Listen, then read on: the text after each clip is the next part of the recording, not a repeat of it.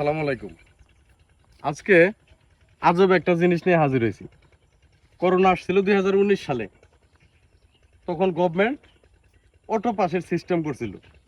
আর 4 বছর পর আমরা সেই অটো পাসের রেজাল্ট পাচ্ছি এখন।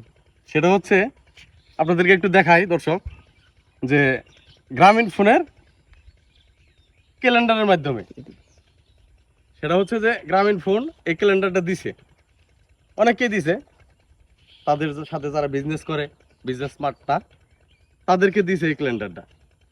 এখন এটা হচ্ছে মূলত গ্রামীণ ফোনের মূল ফোকাসটুকু, মূলত এটা প্রচার এখন দিচ্ছে। প্রথম পৃষ্ঠায় হচ্ছে জানুয়ারি, ফেব্রুয়ারি, মার্চ, এপ্রিল। আচ্ছা, আজকে 1 তারিখ, তাহলে এপ্রিল মাস শেষ। এপ্রিল মাস শেষ, স্বাভাবিকভাবেই আমরা মে মাসে চলে যাব। এখন মে মাসে চলে যাইতে গেলে